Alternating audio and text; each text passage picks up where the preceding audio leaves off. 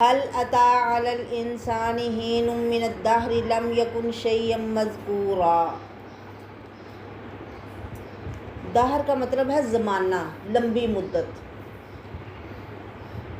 سارے عالم کی مدت، جب سے کائنات شروع ہوئی اس وقت سے لے کر اس کے ختم ہونے تک کے وقت کو دہر کہا جاتا ہے۔ هل أتى على الإنسان حين من الدهر لم يكن شيئا مذكورا۔ کیا انسان پر ایسا وقت نہیں آیا کہ جب وہ کوئی قابل ذکر چیز ہی نہ تھا۔ انا خلقنا الانسان من نطفۃ امشاج نبتلیہ فجعلناہ سمیعا بصیرا۔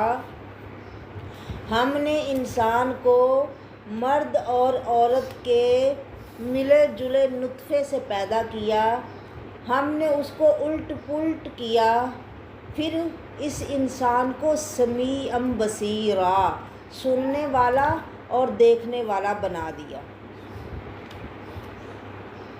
یعنی دہر کا مطلب زمانہ، دہر میں غلبہ اور قہر کا مفہوم بھی پایا جاتا ہے۔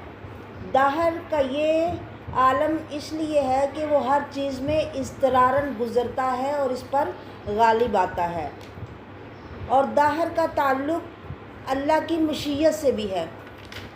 چنانچہ آپ صلی اللہ علیہ وسلم نے فرمایا کہ لا تسبوا الدہر فإن اللہ هو الدہر۔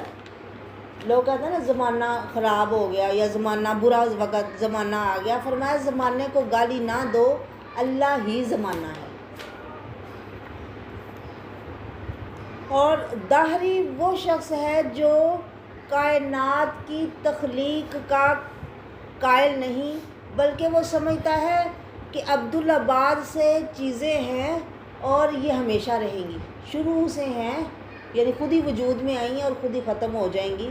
ایسے شخص کو دہریہ کہا جاتا ہے جو اللہ کا یا بنانے والے کا انکار کرتا ہے، اور وہ یہ سمجھتا ہے کہ یہ سب کچھ خود سے بن گیا ہے، حالانکہ ایسا نہیں ہے۔ اس آیت میں یہ بتایا جا رہا ہے کہ انسان پر ایسا وقت بھی گزر چکا ہے جب نوع انسانی کی ابھی تخلیق بھی نہیں ہوئی تھی اور اس کا نام و نشان تک صفحہ ہستی پر موجود نہیں تھا۔ پھر کتنے ہی دور اور طور طے کرنے کے بعد یہ نطفے کی شکل میں آیا، اور اس کا دوسرا مطلب یہ بھی ہو سکتا ہے کہ جب انسان نطفے کی حالت میں تھا تو اس کی جو موجودہ شرافت اور کرامت ہے، یعنی اس کے مقابلے میں وہ حالت اس قابل ہی نہیں تھی کہ اس کا نام لیا جائے یا اس کو زبان پر لایا جائے۔ یعنی انسان تو اپنی اوقات کو پہچان کہ تم کیا تھے، کبھی کوئی قابل ذکر چیز ہی نہ تھے، کبھی تیرے اوپر ایسا وقت گزرا ہے کہ تو نام لینے کے قابل چیز نہیں تھا۔ یعنی باپ کا نطفہ الگ تھا، ماں کا الگ، ان دونوں نطفوں کے ملاپ سے ماں کے رحم میں حمل قرار پایا، پھر ہم نے اس ملے جلے نطفے کو ایک ہی حالت میں پڑا نہیں رہنے دیا، ورنہ وہ وہیں گل سڑ جاتا، بلکہ ہم اس کو الٹ پلٹ کرتے رہے اور ماں کے رحم میں اس نطفے کو کئی اطوار سے گزارا، جس سے وہ ایک جیتا جاگتا انسان بن گیا، سمیع بصیرا، سننے والا اور دیکھنے والا بھی۔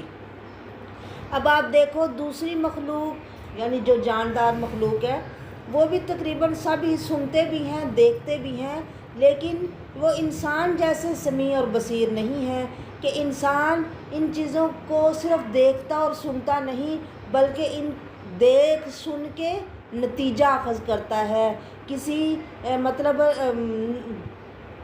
ان سے کچھ نہ کچھ اخذ کر کے کسی نتیجے پر پہنچتا ہے، جبکہ دوسرے جاندار دیکھنے اور سننے کے باوجود ان چیزوں سے وہ کام نہیں لے سکتے جو اللہ نے انسان کو سکھایا ہے کہ انسان اس کو دیکھ سن کے کیسے علم حاصل کرتا ہے اور کیسے شعور حاصل کر کے کسی چیز کے نتیجے تک پہنچتا ہے۔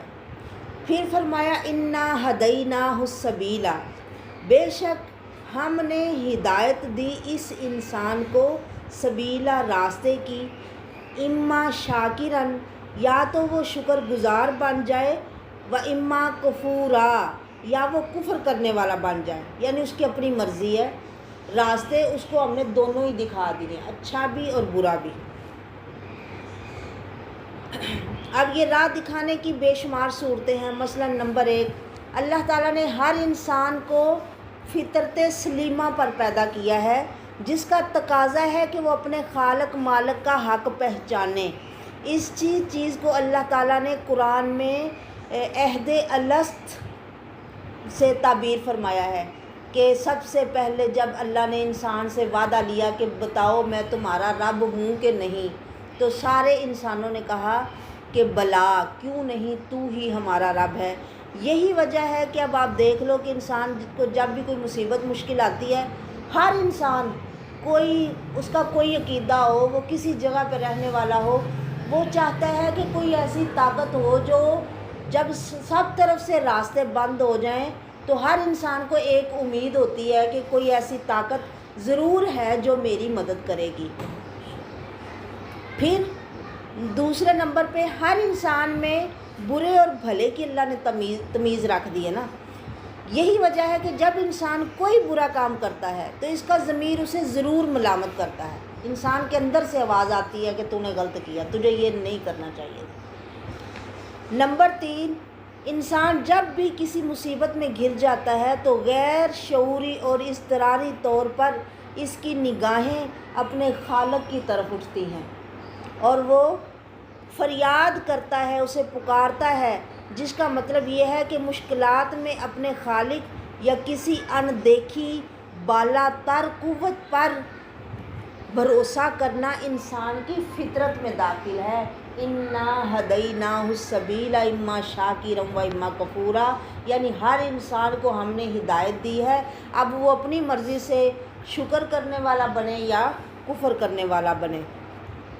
نمبر 4، کائنات میں اللہ تعالیٰ کی ہر طرف بکھری ہوئی آیات پر غور کرنے سے بھی انسان کو ایک ایسی عظیم اور بالا تر ہستی کا قائل ہونا پڑتا ہے جو اس کائنات کا نہایت مربوط طریقے سے یہ سارا انتظام چلا رہی ہے۔ انسان کو یہ یقین کرنا پڑتا ہے کہ خود اس ہستی کے دائرہ اقتدار سے کسی صورت باہر نہیں نکل سکتا، لہٰذا اس کی فرما برداری کے بغیر اس کے لیے کوئی دوسرا چارہ کار نہیں۔ بندہ نہ بھی اللہ کی بات مانے نا، پھر بھی دیکھو کتنی باتوں میں وہ مجبور ہے۔ بیمار ہو جائے تو اپنے آپ کو تندرست نہیں کر سکتا، موت جب ٹکراتی ہے تو وہ اپنے آپ کو زندہ نہیں رکھ سکتا۔ اللہ اکبر، اللہ اکبر۔ کئی جگہوں پہ انسان اپنے آپ کو کتنا بے بس سمجھتا ہے، وہ چاہتا ہے کہ میرے پاس یہ ہو وہ ہو، مطلب ہر بندہ ہر اچھی چیز کوئی پسند کرتا ہے، لیکن پھر بھی وہ چاہ کے بڑی محنت کر کے کوشش کر کے بھی جو چاہے وہ نہیں لے سکتا، جس سے پتہ چلتا ہے اسے کہ کوئی اوپر ایسی بڑی ہستی موجود ہے جس کا میں پابند ہوں۔ نمبر 5، وہ کائنات میں یہ منظر بھی دیکھتا ہے کہ بعض ظالم زندگی بھر ظلم و جور کے طوفان اٹھانے کے بعد اس دنیا سے رخصت ہو جاتے ہیں، انہیں کوئی سزا نہیں ملتی۔ اسی طرح بعض انسان ساری زندگی انسانیت کی خدمت میں اپنی زندگی گزار کر اور مصیبتیں سہ کر دنیا سے رخصت ہو جاتے ہیں، انہیں کوئی صلہ نہیں ملتا۔ تو انسان کا دل کرتا ہے کہ کوئی ایسا جہان، کوئی ایسی زندگی ہونی چاہیے کہ نیکی کرنے والوں کو اچھا اجر اور برائی کرنے والوں کی کوئی گردن پکڑنے والا ہو۔ انا ہدیناہ السبیل اما شاکرا و اما کفورا۔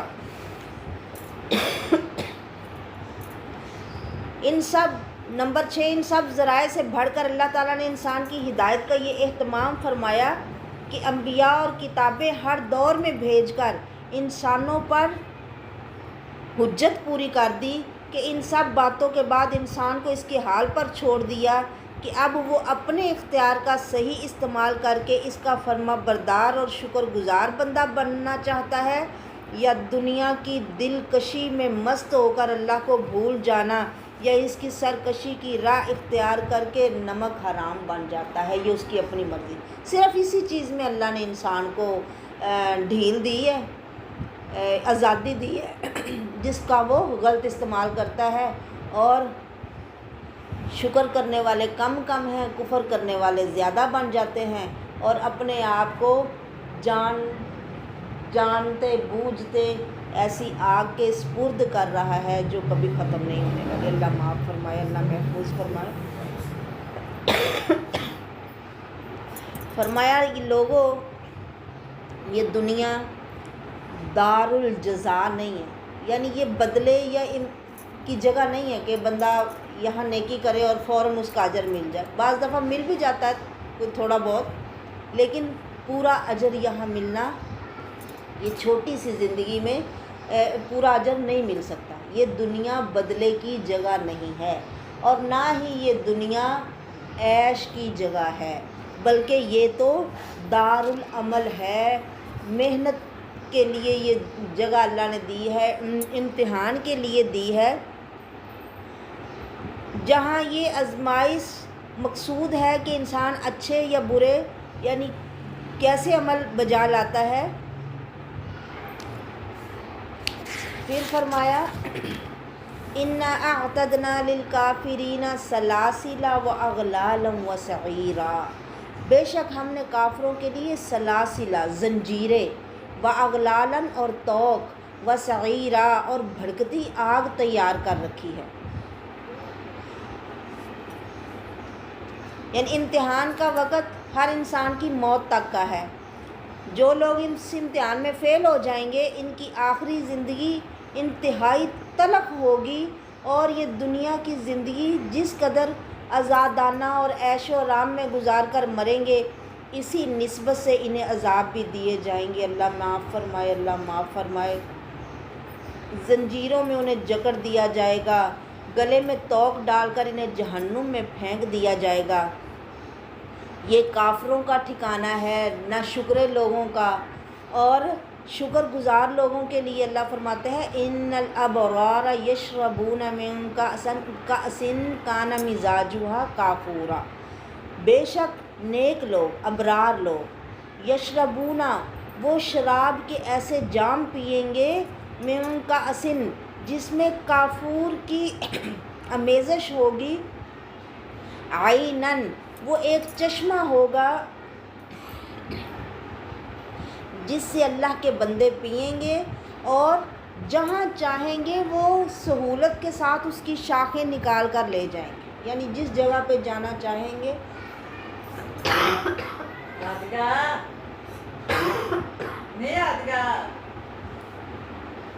یعنی جس جگہ پہ چاہیں گے اس کو کھینچ کر لے جانا چاہیں گے، لے جائیں گے۔ یعنی وہ پینے کا پانی ٹھنڈا، میٹھا، سفید رنگ کا، خوشبودار، دل کو فرحت دینے والا ہوگا، اور یہ مشروب یعنی وافر مقدار میں لوگوں کو دیا جائے گا۔ جہاں بھی کوئی موجود ہوگا، اس مشروب کی نالیاں یا وہ مشروب وہاں تک ان کے پاس پہنچ جائے گا، اور وہ خود بھی جب ایسی خواہش کریں گے تو اس مشروب کی نالیاں وہاں پہنچ جائیں گی۔ اس مشروب کی رنگت، ٹھنڈک اور خوشبو ایسی ہوگی جیسے اس میں کافور ملا دیا گیا ہے۔ اب یہ کافور اس میں ٹھنڈک ہے، یعنی اس کی تاثیر ٹھنڈی ہوگی۔ یوفونا یہ کن لوگوں کو ملے گا؟ یعنی اتنی شان کہ اپنی مرضی سے جہاں چاہیں گے وہ چشمے کو ہی اپنے ساتھ ساتھ اپنی انگلی کے اشارے سے یا اپنے دل کے اشارے سے وہاں لے جائیں گے۔ اللہ اکبر، اللہ اکبر، کتنی بڑی بات ہے نا۔ یوفون بالنذر ویخافون یوما کان شرہ مستطیرا، یہ کن کو ملے گی یہ چیزیں؟ ابرار کون لوگ ہیں؟ جو پورا کرتے ہیں بالنذری منت، جو اپنے طور پہ کوئی منت مان لیتے ہیں، اپنے اوپر کوئی ایک بات لازم کر لیتے ہیں، پھر اس کو پورا کرتے ہیں۔ وَيَخَافُونَ اور وہ ڈرتے رہتے ہیں اس دن سے کہ کان شرہ مستطیرا، جس کی برائی ہر طرف پھیل جائے گی۔ قیامت کے دن سے ڈرتے رہتے ہیں۔ اب یہ کامیاب ہونے والے نیک لوگوں کی صفات ہے کہ وَيُطْعِمُونَ الطَّعَامَ وہ کھانا کھلاتے ہیں، عَلَىٰ حُبِّهِ حالانکہ انہیں خود بھی بھوک ہوتی ہے، انہیں خود بھی اس کی ضرورت ہوتی ہے، لیکن اپنی ضرورت کو مطلب مار دیتے ہیں، یا اپنی ضرورت پہ دوسرے کی ضرورت کو ترجیح دے کے دوسرے کو کھلاتے ہیں، دوسرے کو دے دیتے ہیں، اثار کرتے ہیں، اپنی محبت کو، اپنی بھوک کو قربان کر دیتے ہیں اور دوسروں کو کھلاتے ہیں۔ کن کو؟ مسکیناً، مسکینوں کو، و یتیماً، یتیموں کو، و اسیرا، اور قیدیوں کو۔ انہیں کھلانے کے بعد کہتے ہیں انما نطعمکم لوجہ اللہ، ہم تمہیں یہ کھلا رہے ہیں صرف اللہ کو خوش کرنے کے لیے۔ لا نرید منکم جزاء ولا شکورا، ہم تم سے بدلہ اور شکریہ نہیں چاہتے۔ یعنی یہ نیکی کرنے والے کی انتہائی طور پہ، یعنی اس کی اچھی عادت بیان کی گئی ہے کہ وہ اس قدر اچھے انداز میں نیکی کرتے ہیں کہ وہ جس پر نیکی یا احسان کرتے ہیں اس سے کوئی توقع تو بڑی دور کی بات، شکریہ بھی نہیں چاہتے کہ یہ بندہ میرا شکریہ ادا کرے۔ تو ہمیں عموماً یہی گلا ہوتا ہے نا، میں نے اس سے اتنا اچھا کیا، اس نے تو 2 بول بھی اچھے نہیں بولے، اس سے تو مجھے کچھ اچھا نہیں ملا۔ اور عموماً یہ بات بڑی مطلب تجربے میں اور مشاہدے میں آئی، آپ دیکھنا کہ جس کے ساتھ آپ نیکی کرو گے نا وہ زیادہ آپ کو دکھ دے گا۔ شاید اس میں بھی یہ آزمائش ہے کہ اللہ دیکھنا چاہتے ہیں کہ تم نے نیکی کس کے لیے کی ہے۔ اللہ کو خوش کرنے کے لیے کی ہے کہ اس بندے سے لینے کے لیے کی ہے۔ اگر ہم اللہ کو خوش کرنے کے لیے کریں گے نا تو پھر وہ جو بھی کرے ہمیں تکلیف نہیں ہوگی کہ ٹھیک ہے بھئی اللہ بدلہ دے۔ اب یہ اسلام کی آپ تعلیمات آپ دیکھیں، اچھا یہاں پہ بیان ہو رہی ہیں ان لوگوں کی صفتیں جو کامیاب ہونے والے ہیں۔ نمبر 1 کہ وہ اپنی نظریں پوری کرتے ہیں۔ نظر کیا ہے؟ ایسا عہد جو انسان اپنے اوپر خود ہی واجب قرار دے لیتا ہے نا، مطلب اللہ کی طرف سے اس پہ کوئی ذمہ نہیں ہوتا کہ تم اتنے روزے رکھو یا نفل پڑھو یا اتنے پیسے صدقہ کرو، وہ اپنے اوپر خود ہی وہ کرتا ہے کہ میرا یہ کام ہو جائے تو میں یہ کروں گا، اور وہ اس کو کرتا ہے۔ یعنی ایسا شخص کتنا اچھا ہے جو اپنے ساتھ خود کیا ہوا وعدہ پورا کرتا ہے۔ تو جو اپنا وعدہ کیا ہوا پورا کرتا ہے، وہ وعدہ کیوں نہیں پورا کرے گا جو اللہ نے اس کے ساتھ کیا ہے، یا جو اللہ نے اس کے ساتھ کیا ہے، یا جس کا حکم اس کو اللہ نے دیا ہے، یعنی اس کو تو وہ بالاولیٰ کرے گا۔ اب مستطیر یعنی ان لوگوں کو وہ پورا کرتے ہیں اپنی نظروں کو، اور ڈرتے رہتے ہیں اس دن کی برائی سے جس کی برائی ہر طرف پھیل جائے گی، پوری کی پوری فضا کو متاثر کرنے والی تکلیف۔ مستطیر مطلب چاروں طرف پھیلی ہوئی آفت۔ جب سورج بالکل زمین کے قریب آ جائے گا، حرارت اور گھبراہٹ کے مارے لوگوں کا برا حال ہوگا۔ اس دن کے شر سے وہی لوگ محفوظ رہیں گے جو پہلے ہی اس دن کے شر سے ڈر کر اللہ کے فرما بردار بن کے زندگی گزار رہے ہیں، وہ یقیناً اس دن سے بچیں گے۔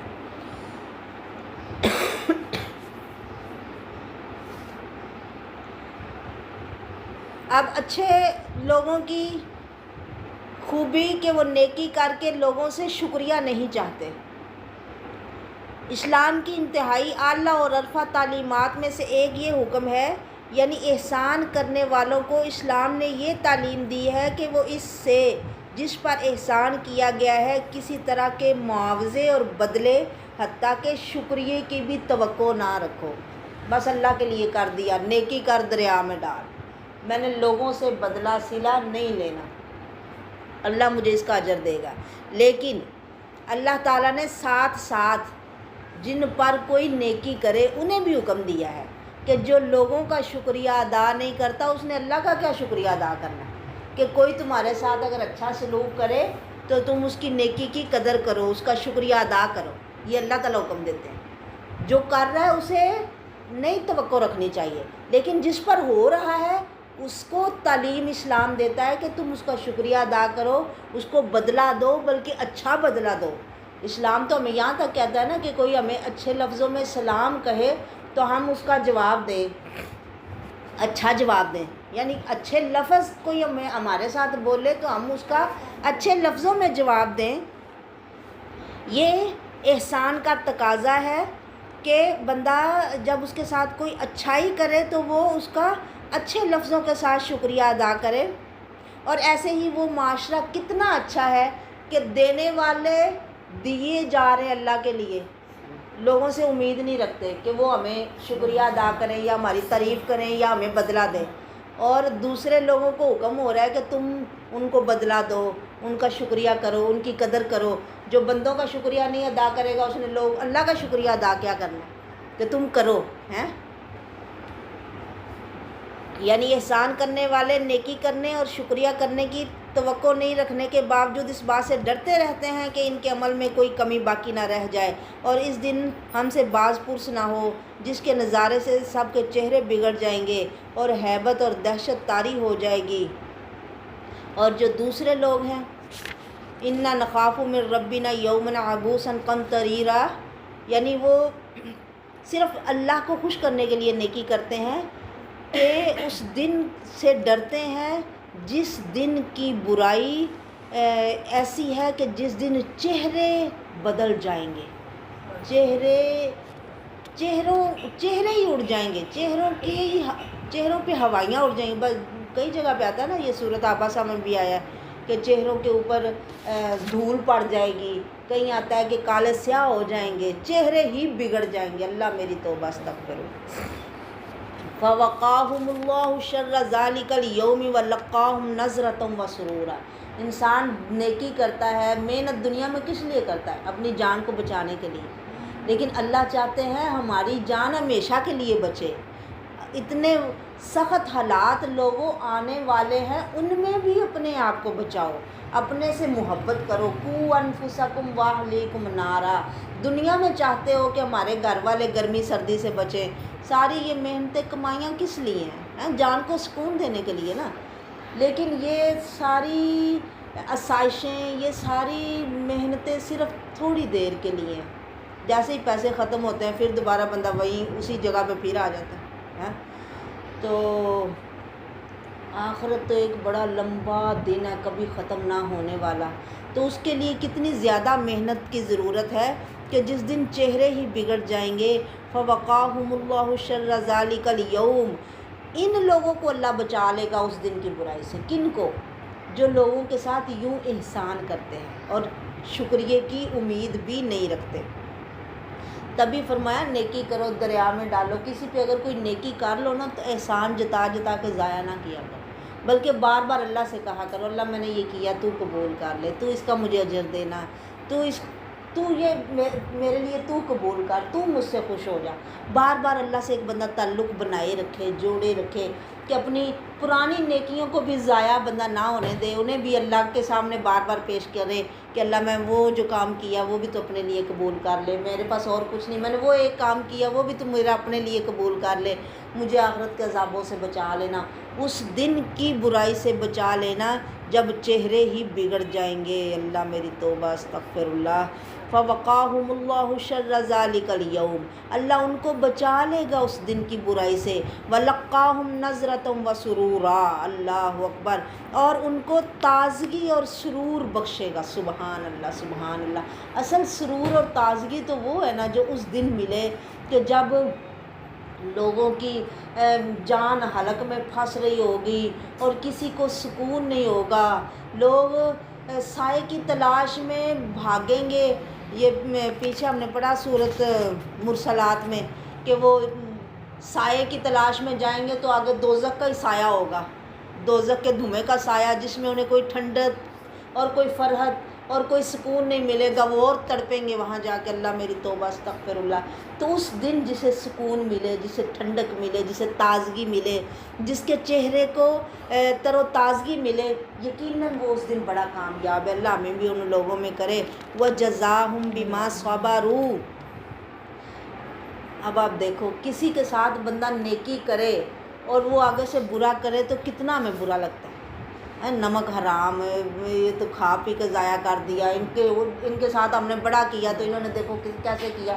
اور عموماً یہ چیز تو غور میں لائے نا، اس پہ کوشش کریں یا سوچیں نا، تو جس کے ساتھ بندہ جتنا زیادہ کرے وہاں سے اتنی زیادہ تکلیف پہنچتی ہے۔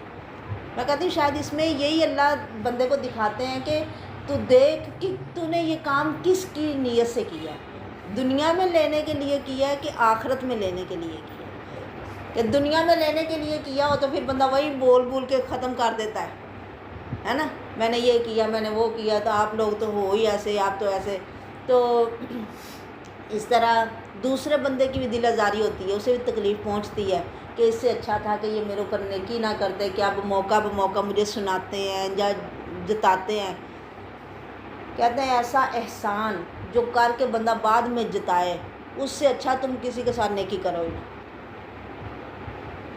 ایسی نیکی سے اچھی ہے وہ بات کہ تم ویسے ہی پہلے ہی مطلب کہہ دو کہ کوئی اور اچھی بات کہہ دو، کوئی اور بھلی بات کہہ دو، نیکی کر کے جو بعد میں تانے مینے مارنے ہیں۔ اب نیکی کی ہے، اجر نہیں ملا تو یہ تکلیف ہوئی نا دل کو، تو جو صبر کیا اس صبر کی وجہ سے اللہ ان کو جنت دے گا، وجزاہم، اور انہیں وہ جزا دے گا، بدلہ دے گا، بما صبروا، ان کے صبر کی وجہ سے، جنتاً، جنت کی صورت میں۔ اللہ اکبر، اللہ نصیب فرمائے، اللہ ہمارے نصیب فرمائے، ہمارے پاس عمل کوئی نہیں، اللہ تو ہمیں معاف فرما دینا۔ وحریرا، اور ریشمی لباس پہنائے گا، اللہ اکبر، اللہ اکبر، یہ جنت۔ متکئین فیہا علی الارائک، وہ لوگ تکیے لگا کے بیٹھے ہوں گے بڑے مزے سے، آرام سے۔ یہاں دل چاہتا ہے نا ہم آرام سے بیٹھے رہیں، لیکن یہ دنیا آرام کی جگہ نہیں ہے، انسان تو یہاں پہ آرام ڈھونڈتا ہے، ملتا نہیں ہے۔ جتنا بھی بندہ کوشش کرے، کوئی نہ کوئی پریشانی، کوئی ٹینشن، دل میں گھبراہٹ، کوئی بیماری، کوئی اندر سے ہی کوئی تکلیف اٹھ جاتی ہے، تو یہ دنیا مطلب عیش کی جگہ نہیں ہے، آرام کی جگہ نہیں ہے، یہ لذت اور فرحت کی جگہ نہیں ہے، یہ تو امتحان کی جگہ ہے۔ عیش کی جگہ تو آخرت کی جگہ ہے، اللہ وہ نصیب فرما دے۔ جنت کی جگہ ہے جہاں پہ لوگ تکیے لگا کے بیٹھے ہوں گے، لا یرون فیہا شمسا ولا زمہریرا، نہ وہاں دھوپ کی تیزی دیکھیں گے، ولا زمہریرا، اور نہ سخت سردی۔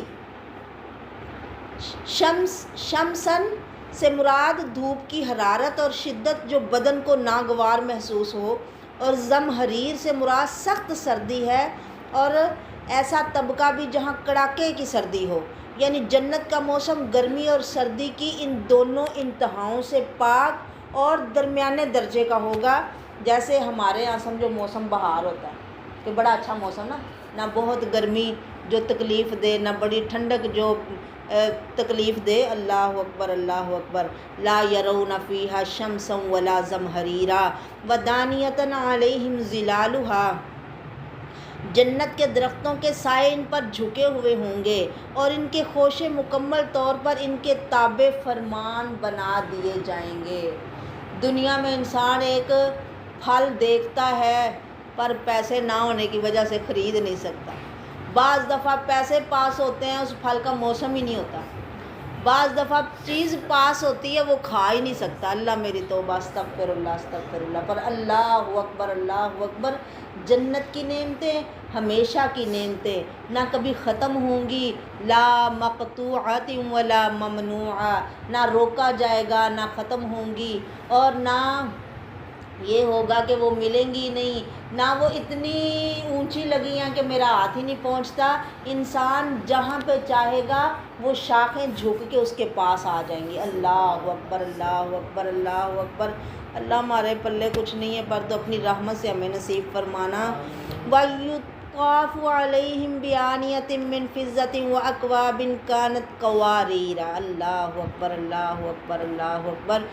اور ان پر چاندی کے برتن اور شیشے کے برتن پھرائے جائیں گے، یعنی برتن چاندی کے ہوں گے۔ چاندی کے برتن موٹے ہوتے ہیں نا، لیکن چاندی اتنی صاف شفاف ہوگی کہ وہ شیشے کی طرح ہو۔ اللہ اکبر، اللہ اکبر۔ کہتے ہیں ابھی تک اس طرح کے برتن بنے تو نہیں، تو اللہ تعالیٰ جنت والوں کے لیے سونے چاندی کے برتن ایسے صاف شفاف شیشے کے جیسے ہوں گے، اور ان میں ایسے اندازے سے مطلب اندر سامان بھرا ہوگا کہ جتنا پینے والے کو چاہیے ہوگا نا اتنا ہی ہوگا، نہ کم نہ زیادہ، نہ تو اس کی ضرورت سے زیادہ ہو کے بیچ میں پڑا رہے اور نہ ہی کم ہوگا کہ اس کو اور پینا تھا تو وہ ختم ہو گیا، ایسا نہیں ہوگا۔ اللہ اکبر۔ قدروها تقدیرا، قواریرا وہ شیشے کے ہوں گے، قواریرا ایسا شیشہ جو من فضۃ چاندی سے بنا ہوگا، قدروها تقدیرا اور جنت کا انتظام جن کے ہاتھوں میں ہے انہوں نے وہ خاص ترکیب کے ساتھ اس میں وہ بھرا ہوگا کہ جتنی ضرورت ہے اس کے حساب سے اندازہ لگایا ہوگا۔ اللہ اکبر، اللہ اکبر۔ وَيُسْقَوْنَ فِيهَا كَأْسًا كَانَ مِزَاجُهَا زَنْجَبِيلًا۔ واہ اللہ، تیری رحمت، تیرا انعام، تیرا اکرام، تو نے یہ اپنی مقدس کتاب ہمیں دی ہے جو ہمیں جنت کے نظارے دنیا میں کروا دیتی ہے۔ ہم یہاں بیٹھ کے جنت کو دیکھتے ہیں اس کی آیات کی روشنی میں۔ اللہ اکبر، اللہ اکبر۔ وَيُسْقَوْنَ فِيهَا كَأْسًا كَانَ مِزَاجُهَا زَنْجَبِيلًا۔ انہیں شراب کے ایسے جام پلائے جائیں گے جس میں سونڈ کی آمیزش ہوگی۔ پیچھے آیا تھا نا کافور کا مزہ ہوگا، مطلب اس شراب میں جس کا چشمے لوگ اپنی اشارے سے لے کے جائیں گے، اور یہاں پہ ہے کہ سونڈ ادرک یا خشک ادرک کی سونڈ ہوتی ہے، اس کی آمیزش اس میں ہوگی۔ کہتے ہیں یہ عرب والوں کے شوق کے پیش نظر اس کا ذکر کیا ہے کہ اس کی تاثیر گرم ہوتی ہے سونڈ کی۔ یہ ایک قدرتی چشمہ ہوگا جس کے مشروب میں سونڈ کی خوشبو تو ہوگی مگر اس کی تلخی یا جو اس کی کڑواہٹ ہوتی ہے نا وہ نہیں ہوگی۔ اللہ اکبر، اللہ اکبر، اللہ اکبر۔ عینن فیہا تسمی سلسبیلا، یہ جنت میں ایک چشمہ ہوگا جسے سلسبیل کہا جاتا ہے۔ وَيَطُوفُ عَلَيْهِمْ وِلْدَانٌ مُخَلَّدُونَ، اور ان کی خدمت کے لیے ایسے لڑکے دوڑتے پھر رہے ہوں گے جو ہمیشہ لڑکے ہی رہیں گے۔ اللہ اکبر، اللہ اکبر۔ یہاں پہ لوگ نوکر رکھتے ہیں، ایک وقت آتا ہے وہ جوان ہو جاتا ہے اسے پھر بھیجنا پڑتا ہے نا، تو وہاں جنت کے نوکر ہمیشہ لڑکوں کی صورت میں ہی رہیں گے، یعنی نوکر اتنے ہی رہیں گے کہ اس عمر کو وہ پسند کریں یا وہ اسی عمر کے ہی رہیں گے، لڑکے ہی ہمیشہ رہیں گے۔ اور جن کے نوکر اتنے خوبصورت ہوں گے ان کے مالکوں کی کیا شان اللہ بنا دے گا۔ اللہ اکبر، اللہ اکبر، اللہ اکبر۔ اذا رأیتہم حسبتہم لؤلؤا منثورا، جب تو انہیں دیکھو تو سمجھو گے کہ وہ بکھرے ہوئے موتی ہیں، یعنی موتی جیسے بکھرے ہوئے خوبصورت لگتے ہیں یا موتیوں کی طرح خوبصورت ہوں گے۔ یہ نہیں کہ موتیوں کی طرح چھوٹے چھوٹے ہوں گے بلکہ ان کی خوبصورتی کو موتیوں سے تشبیہ دی ہے اللہ نے۔ اللہ اکبر، اللہ اکبر۔ وَإِذَا رَأَيْتَ ثَمَّ رَأَيْتَ نَعِيمًا وَمُلْكًا كَبِيرًا، جب تم انہیں دیکھو گے تو سمجھو گے کہ وہ بکھرے ہوئے موتی ہیں، اور جدھر بھی تم دیکھو تو نعمتیں ہی نعمتیں ہیں، نعمتیں ہی نعمتیں ہیں، ایسی نعمتیں جو کبھی ختم نہ ہوں، اور ایک بہت بڑی سلطنت دیکھو گے، یعنی جو سب سے غریب درجے کا، سب سے چھوٹے طبقے کا جو جنتی ہوگا نا اسے بھی اتنا ملے گا جتنا اس دنیا میں ہے، اتنا 10 گنا زیادہ۔ اللہ اکبر، اللہ اکبر، اللہ اکبر۔ سب سے چھوٹے جنتی کی یہ شان ہے تو بڑے جنتیوں کی پھر کیا بات ہوگی۔ اللہ اکبر، اللہ اکبر۔ عالیہم ثیاب سندس خضر واستبرق، اس پر باریک ریشم اور گاڑھے ریشم کے لباس ہوں گے، اور انہیں چاندی کے کنگن پہنائے جائیں گے۔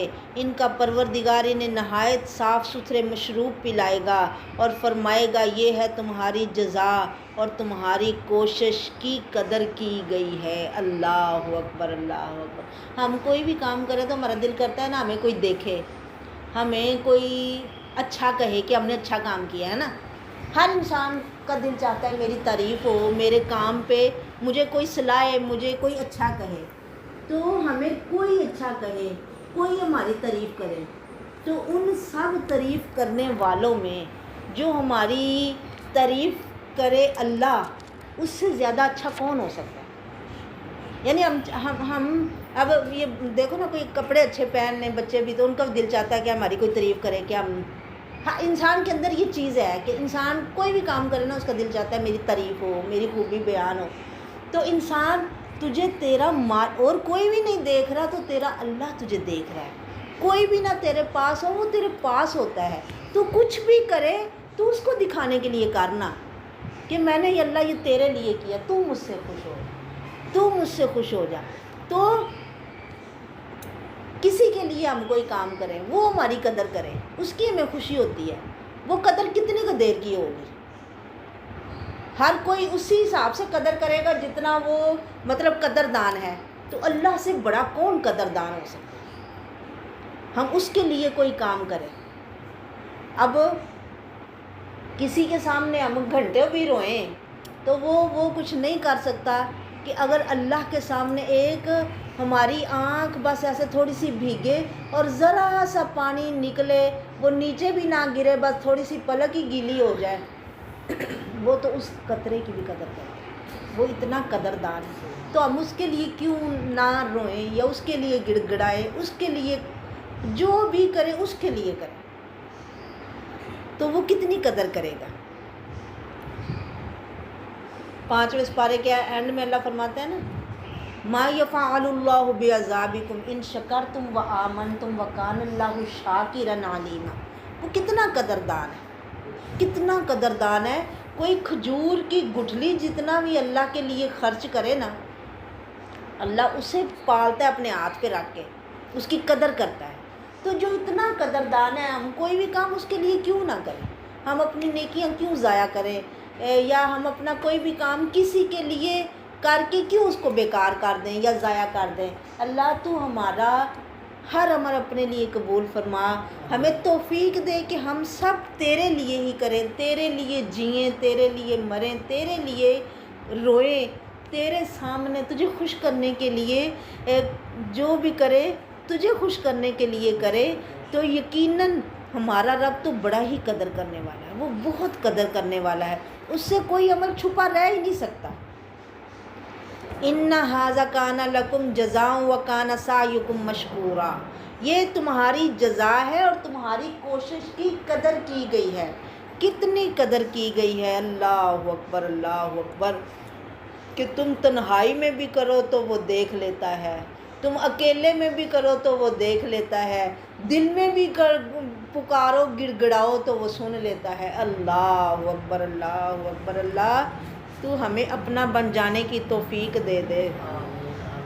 ہمیں ہماری اولادوں کو، ہماری نسلوں کو، ہمارے والدین کو، ہمارے اساتذہ کرام کو، اللہ ہمارے بڑوں کو، بزرگوں کو، اللہ تو ہمیں اپنا بنا لے اور ہمیں ان لوگوں میں شمار فرما لے جنہیں تو اپنے ہاتھ سے شراب پلائے گا. وَسَقَاهُمْ رَبُّهُمْ شَرَابًا طَهُورًا. اللہ اکبر. جنہیں رب پلائے جام بھر بھر کے. اللہ اکبر. اِنَّا نَحْنُ نَزَّلْنَا عَلَيْكَ الْقُرْآنَ تَنزِيلًا.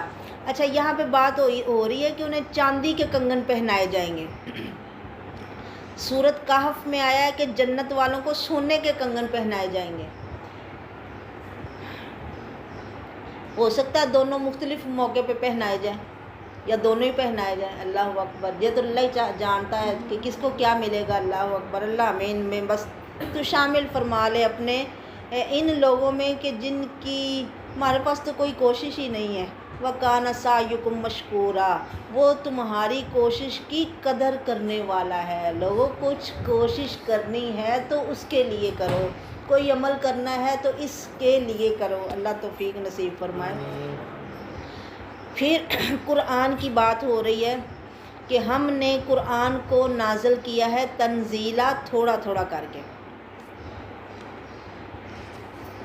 فَاصْبِرْ لِحُکْمِ رَبِّکَ. آپ اپنے رب کے حکم کے لیے صبر کیجئے اے نبی محمد صلی اللہ علیہ وسلم. اب یہ قرآن کا پیغام لوگوں تک پہنچانا اور لوگوں کا آگے سے اگنور کرنا، نہ ماننا، یہ کوئی چھوٹی بات نہیں ہے. بہت صبر آزما کام ہے جو نبیوں نے کیا اور اللہ کا پیغام لوگوں تک پہنچایا. اب کفار مکہ کا آپ پر ایک یہ بھی اعتراض تھا کہ آپ کے ساتھ یعنی آپ صلی اللہ علیہ وسلم قرآن تصنیف کرتے رہتے ہیں، پھر ہمیں سنا دیتے ہیں۔ اگر یہ قرآن اللہ کی طرف سے نازل ہوتا تو ایک ہی بار نازل ہو جاتا۔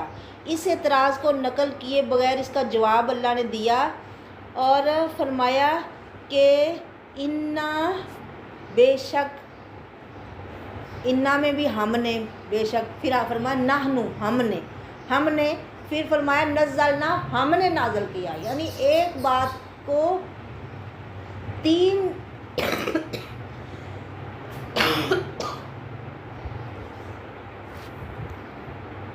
طرح سے بیان فرمایا کہ ہم نے نازل کیا قرآن کو۔ یہ قرآن محمد کا بنایا ہوا یا تصنیف کیا ہوا نہیں ہے، بلکہ ہم نے نازل کیا ہے اس کو تھوڑا تھوڑا کر کے۔ تو اے میرے نبی، آپ صبر کرو اور نہ کہنا مانو گناہ گار او کفورا، یا نشکرے کی بات کو آپ نہ مانو۔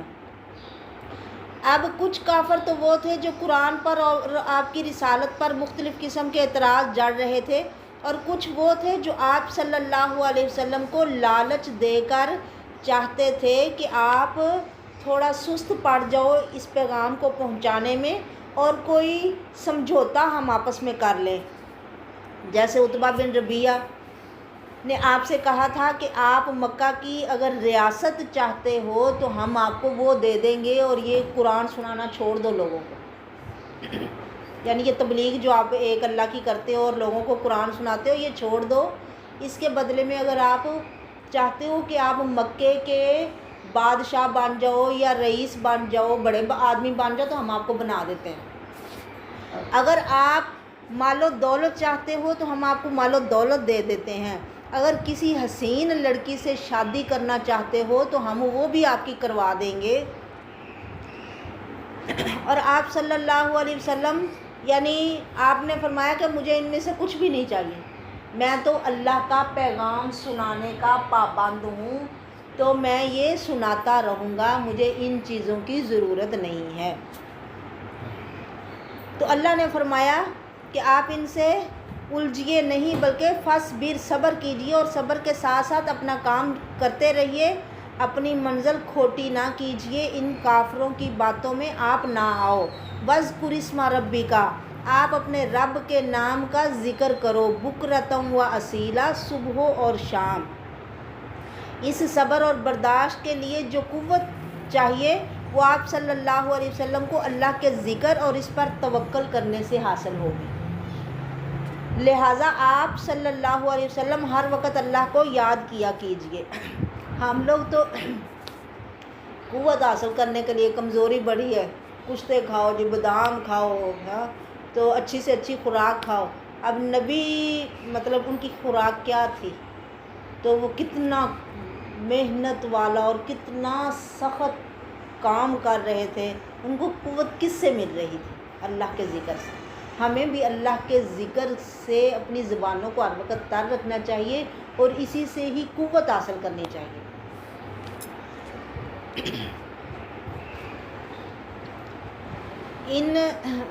وَاذْكُرِ اسْمَ رَبِّكَ بُكْرَةً وَأَصِيلًا وَمِنَ اللَّيْلِ فَاسْجُدْ لَهُ وَسَبِّحْهُ لَيْلًا طَوِيلًا، اور رات کو بھی اس کے حضور سجدہ کیجیے، اور رات کے یعنی لمبے اوقات میں اس کی تسبیح کیجیے۔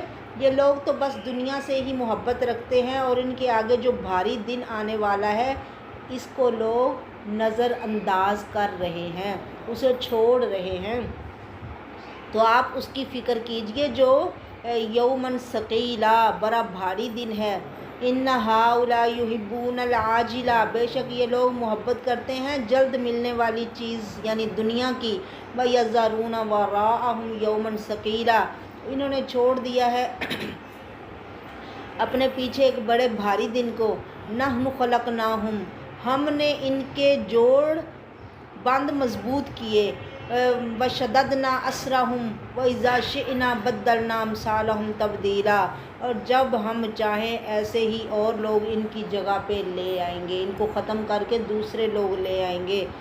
ان ھذہ تذکرہ، یہ قرآن ایک نصیحت ہے لوگوں، جو لوگوں کو اچھائی کا راستہ دکھاتا ہے۔ فمن شاء اتخذ الی ربہ سبیلا، جو چاہے اپنے رب کی طرف راستہ پکڑ لے۔ وما تشاءون الا ان یشاء اللہ، اور نہیں تم چاہتے مگر یہ کہ اللہ چاہتا ہے، یعنی جو تم چاہو گے وہ نہیں ہوگا، ہونا وہ ہے جو اللہ نے چاہنا ہے۔ اللہ یقیناً سب کچھ جاننے والا اور حکمت والا ہے۔ یدخل من یشاء فی رحمتہ، وہ داخل کر لیتا ہے جس کو چاہتا ہے اپنی رحمت میں۔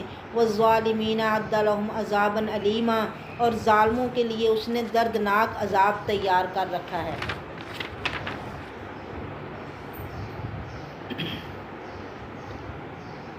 یعنی ہم نے رحم مادر سے ایک خورد بینی کیڑے کی نشو نما کر کے انہیں اس طرح پیدا کیا کہ ان کا بند اور پور پور درست کر کے انہیں ایک صاحب عقل و شعور انسان بنا کر پیدا کر دیا۔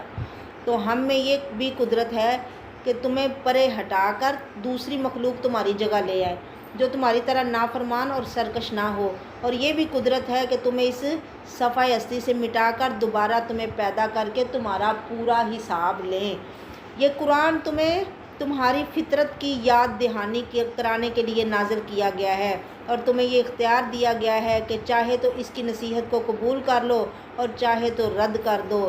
نہ قرآن تمہیں کسی بات پر مجبور بنانے کے لیے نازل کیا گیا ہے، اور نہ یہ محمد صلی اللہ علیہ وسلم میں قدرت ہے کہ تمہیں زبردستی راہ راست پر لے آئیں، بلکہ انہوں نے تو صرف سنانا ہے، بتانا ہے، سو وہ بتا رہے ہیں، سنا رہے ہیں۔ یعنی تمہارا ارادہ اور تمہارا چاہنا لوگوں وہی پورا ہوگا جس کا اللہ کو پہلے ہی سے علم ہے۔ اللہ تعالیٰ کا یہ علم انسان کو اس بات پر مجبور نہیں بناتا کہ وہ وہی کام کرے جو پہلے سے اللہ کے علم میں ہے۔ یعنی وما تشاءون الا ان یشاء اللہ، تمہاری چاہت وہی پوری ہوگی جو اللہ کے چاہت کے مطابق ہوگی۔ اللہ علم والا اور حکمت والا ہے، اس لیے تمہیں اس کی فرما برداری میں ہی زندگی گزارنی چاہیے۔ یدخل من یشاء فی رحمتہ، اگر تو فرما برداری کی توفیق ملے تو شکر ادا کرو کہ الحمدللہ اللہ نے توفیق دی، نہیں مل رہی تو فکر کرو، کیونکہ اس نے تو بڑا دردناک عذاب تیار کر رکھے ہیں، اور کسی کو بھی اس میں ڈال دینا اس کے لیے مشکل نہیں ہے۔ اللہ میری توبہ اللہ میں محفوظ فرمائے، محفوظ فرمائے، محفوظ فرمائے۔ وما علیہ الا البلاغ، وآخر دعوانا الحمد للہ رب العالمین۔